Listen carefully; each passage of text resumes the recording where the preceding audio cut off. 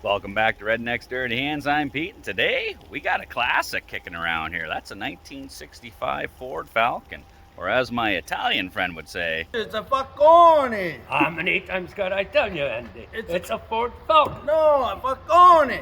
It's a Falcon. You gotta say Falcone. Falcon. Hey, tomato. Forget about it, eh? Let's get going. Check this sucker out.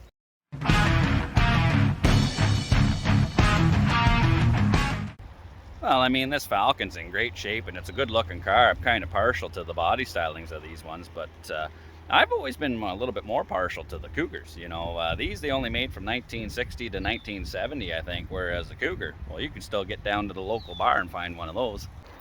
If you think Falcon ride's nice, you should try a Cougar. Falcons can fly, but Cougars are perfect. Wow! Oh, I think this Falcon's a little bit better looking than some of those Cougars out there, but this thing's an automatic. I'm pretty sure that one was a stick shift. But yeah, just a quick walk around on this thing before we pull her into the shop, and this thing is looking good. The bumpers are still good, all the chrome and the trim, everything. I love those dish wheels on there. And somebody is being a little sneaky. I guess finding a two-door was a little bit hard, so they just found a four-door and deleted the back handles, so to make it kind of look like a two-door. I mean, maybe if you took the post out, might have had a better chance of fooling somebody, but yeah, she's looking pretty good anyway. And I mean, because we're missing the handles back there, you still got your front. Look at that. The interior. They went to town on this thing. You know, painted the whole inside the nice purple. They got the matching seats. The headliner needs a little bit of love, but all in all, this car is it's pretty sweet. They even got traction bars on her. This thing, she might pop wheelies.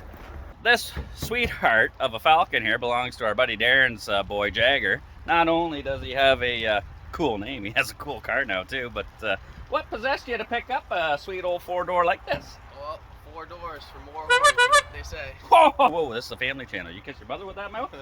I think what he meant is 4 doors for more pretty young ladies. Yeah, that's what I meant. That's what he meant. How old are you? 25. 25 years old. And picking up a classic like this, most of them want those Subarus or Hondas or Civics. Right here. Yeah. Old American muscle. She's a sweetheart, that's for sure. Well, I mean, the old Falcon's looking nice, runs good, all that, but the brake pedal there, just like me, after a few too many Bud Light smoothies and some tequila, goes right to the floor. So we got to get her in the shop. We're going to check out all the wheel cylinders, see if they're leaking. I got all new ones from Napa, so we'll throw them on and see if we can bleed this up, get some stopping action happening. All right, so we got her pulled into the shop here, and this has got to be like one of the best parts about these old cars is there's no, you know, we got to get up, open the hood, get in there. No hood cables or anything to mess around with. Just got the lever down here. Give that a pop. Nice one. All mechanical linkage. Nice, look at that. Straight 6. Ooh, custom header. Dropping her the dual exhaust. Nice one. Now we're gonna have to get at the master cylinder there, get that cap off that. I mean, this is old school too. It don't get much simpler than this. All you got is the spin-on cap for it, and then the fitting. It's only got the one port, and it just tees off to the 3 lines, 2 for the front, 1 for the rear. So I mean, pretty simple. It's not like the newer stuff where you got an octopus of brake lines and ABS units and all that.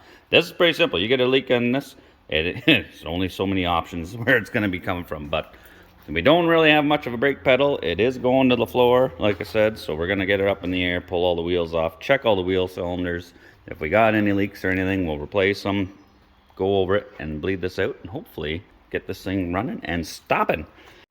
All right, she's up in the air. We'll take a good look at it. Hey, oh, who's that good-looking fella right there? Nice shiny dog dish caps. We'll pull those off, get the wheels off there, but looking underneath this thing, and she's a sweetie. This thing's in great shape. My favorite part's this dual exhaust coming off the straight 6. I love how they did that, you know. Wouldn't imagine seeing dual exhaust on a straight 6, but hey, here you are. And it's got air shocks in the back. That's a pretty cool upgrade. Jagger can put all the girls he wants in here. It's also got the old school traction bars. I don't know how much power this straight 6 is gonna have if we really need those, but you know, looks cool anyway. But this thing is, she's solid, man. Like even the quarter panels, nice, solid. Little bit of a hole in this one. You can see a little bit of Bondo there, but other than that, the floorboards, everything, the rockers, like this thing is solid. Jagger did a good job finding this one because she is beautiful. Giving her a bit of a wiggle, and the front bearing has a little bit of play, but these ones you can just pop the cap off, give them a adjust, maybe hit them with a bit of grease or whatnot. So we'll do that when we getting into this. But I had no idea these old Fords were 4-bolt, but hey, there you are. I mean, these are pretty nice wheels and all that, and I guess whoever put this car together thought so too, because they put these stupid tamper-proof or lock nuts on here. I hate these things because 9 times out of 10 customer brings their car and it's got these on them. The socket for that is in their junk drawer at home and not in the car. So hopefully the socket to get those off is in there, but yeah. Oh, that one looks nice. I guess, oh, that dust cap's a little bit loose. Been flinging the grease out of there, so we'll definitely have to check, clean, set up those bearings. Okay, let's check the glove box for that socket. Hopefully it's in here. Gotta love the old school. Just push the button. Boom, shakalaka. Oh, there's nothing in there. There's no bottom to that. Great. Okay. Maybe it's in this pile of stuff down here. Ooh. Extra fuse. Couple of bolts for something. Extra fabric for the headliner. Okay, not in there. Let's grab the key. Check the trunk. Alright, let's oh, gotta put her in upside down. There we go. Oh, trunk's in good shape. Nice solid floor. But there is nothing in here. Uh-oh. Oh. I guess got to put that back in there. There, that's better. Well, he's got a box of miscellaneous goodies in the back seat, but can't open the back door because they shaved the door handles off of this to make her look like a 2-door. So we got to go inside. There we go. I could see that getting annoying, but yeah, let's rummage through this guy. We've got all new weather stripping. That's a bonus. Ooh, armrest with ashtrays. Nice one. Air cleaner. Back in the day, that style there, you put the tall air filter and you flip that sucker upside down. Get a riser. That's more horsepower right there. This is not looking good. See, and this, just like I said, that's why I hate those freaking nuts, because yeah, they might keep your wheels on, but when you want to take them off, that socket needs to be in the car. So yeah, that's a total bummer, you know, typical. That's a showstopper, you know, because somebody comes in, needs a brake job, and is like, well, where's the socket to get your freaking wheels off? It's like, oh, it's at home. All right, so yeah, that's kind of slowing us down a little bit, but I do have a socket kit from Snap-on or Mac. I can't remember who I bought it off of. That should be able to get that off, so I'll find that and see what happens. Yeah, so this is the kit here, twist sockets. So these guys here, a bunch of different sizes, and they got like a spiral. These are all hardened, so they bite and lock right in on there, and should be able to grab a hold of that lug nut and spin her off. So we'll give one of these a shot. I'm gonna go with the 3/16 one, 13/16. It's big enough, should go right to the base of that, bite into her, and as long as whoever put these in didn't torque them like Popeye, we should be good.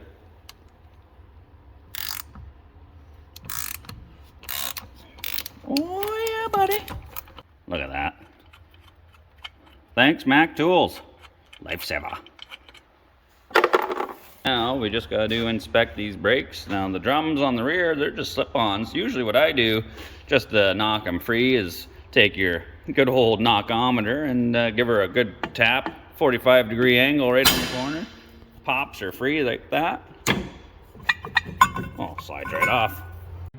These front drums, however, are not slip-ons. You gotta pull the bearing and everything out, but that's okay. We want to inspect and clean and re-grease these ones anyway. There is a bit of play, and that grease is pretty dark looking, so we want to check and see the condition of the bearings. So we'll pull that all apart and give that a go. I mean, there's not too much to holding these things on. It's just your dust cap. Pull that sucker off, and you got a cotter pin in there. Pull it out of there. Got your little retainer for the cotter pin. Pull your nut off. Working on these are so nice. Grease everywhere. Pull your bearing and the washer out. And then should be able to just wiggle this sucker off. Come on.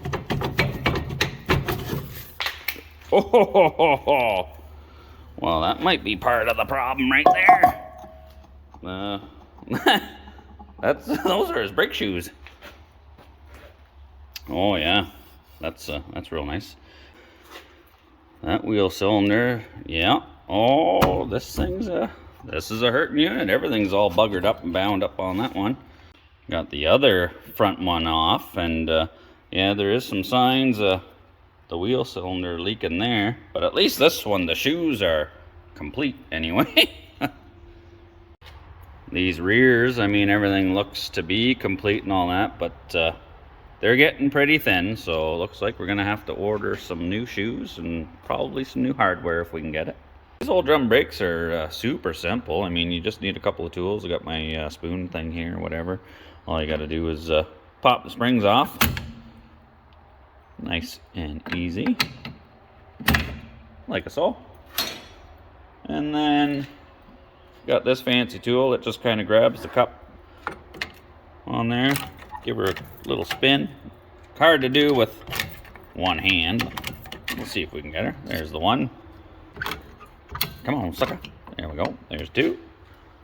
Brakes are just hanging out there, and then we just pull them off, like so. Now we just need the new stuff put on there. And just like that, hit it with a little bit of brake clean wire brush, cleaned up the backing plate, new wheel cylinders bolted on, flex the lines tight. Now we just need the new brake shoes and hardware. Throw that back on, front will be done. Nice one. Alright, so we got the new wheel cylinder on there, got the new shoes, and the adjuster cable. Napa, surprisingly, had the cable and the shoes in stock. You know, last week I phoned in for brakes for a 2019 Chevy pickup. They had to order them in. 1965 Ford Falcon, no problem. Go figure. Now that the brakes are all together on there, we got to clean out the original bearings, repack them all. So ever since they came out with brake cleans, like, who needs a parts washer anymore? So just give her a good hosing, get all that crud out of there. And once you get it all cleaned out, you can roll it around, check all the rollers, see if there's any pitting, anything like that, see if they're smooth before we repack it. Now, I remember back in high school, the shop teacher giving us crap. It's like, I don't want to hear anybody whistling it. You put it on your finger and get her spinning. See how fast you can get her whistling. You'd hear the whoop. Not the way you're supposed to do it, just blow it out.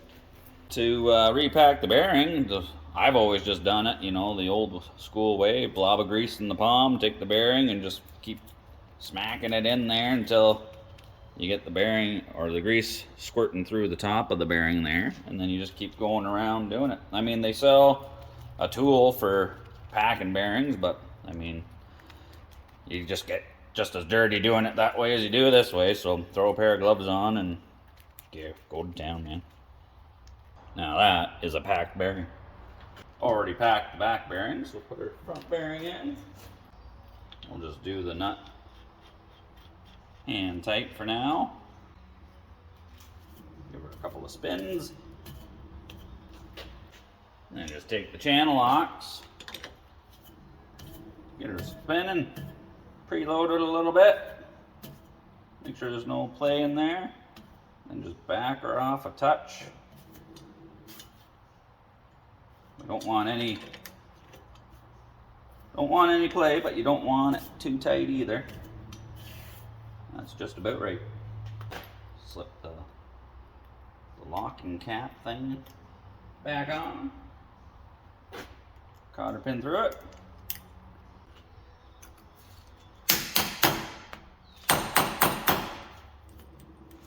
Nice one. Now that the drum's on, spinning nice and free, we can go in with our adjuster tool through the back of the backing plate here. Get it on the adjuster wheel. And just keep spinning it as we adjust it.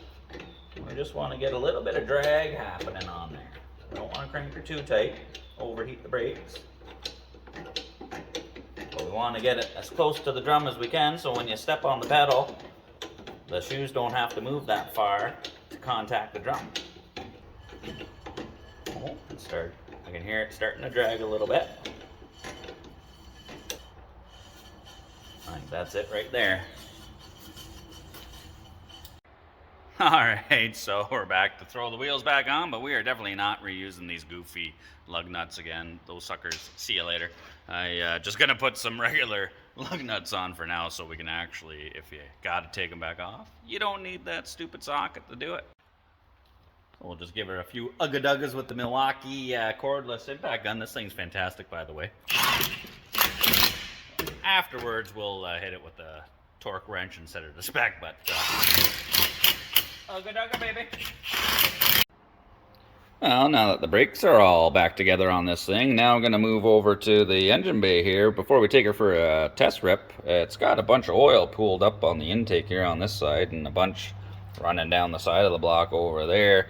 So it's got a rubber gasket. Somebody's obviously, you know, put one on here, but it's obviously leaking. So I think before we take her for a rip, we'll pop that valve cover off and right stuff that gasket on there, and then we'll clean all this oil up so she's not smoking before we take her for a rip. And then beauty part about these old vehicles, look, the vacuum line going to the advance on the distributor, that's a solid line. Like nowadays it's all rubber and plastic and whatnot. Not on the old girls. Solid fuel line, solid steel vacuum line. That's the good stuff. That's when things were quality. So we'll pull that off, get that gooped up and sealed up, and carry on. Best part about these performance mods is somebody's got the go fast hold downs on here. You don't even need a wrench or a ratchet or nothing to undo them. Just spin them out my hand, buddy. Come on, sucker. See, and that's the problem with these things. There's not much of a ledge for it to sit on with the gasket, so that's why I like to clean this all up, put the right stuff on here, glue the gasket onto here, let that set up so it doesn't slip off, and then clean that all up, put a little thin film of the right stuff on the other side, glue her down so we don't end up with oil all over the place. And then this might be a good time too to check all the valve adjustments and everything too. But yeah, you can see all the oil that's been sitting up on top of the intake from leaking, and this whole side of the block's all dirty, covered in oil, so we'll get that all cleaned up. Alright, so I got the gasket all glued on there, let it set up a little bit so it would stick in place, it wouldn't slide off, and now I got a film of silicone on the other side, or not silicone, but the right stuff. So now we'll put her on and get her stuck down there. Come on, mate. Mr. Napa Man. This thing's only got a 6-banger in it. It's only got a 6-banger. You think he really needed the traction bars then? I said the same thing to the young fella. Oh, did you? I said whoever was building this had high hopes for this Street 6. I was like, I don't know. I don't think she's going to be dangling the front tires anytime soon. Wishful thinking though. It's all in preparations for when she gets the big motor. Oh, he's actually putting a bigger motor in? I think the plan is to drop something with a bit of jam in here. And you might want to upgrade the brakes and all this because it's only got the manual one line brake. And what? Drum all the way around. Yeah, Right? drum all the way around. Be testing out the strength of your legs on this sucker. Yeah. Don't need to go to no gym to get an exercise, just drive this to the store. I went through that with my 55. Yeah. I got it, I didn't have, I just had drum brakes all the way around. And I sailed right through a stop sign. Stop signs are just suggestions, right? So after that, I put disc brakes on the front of it anyway.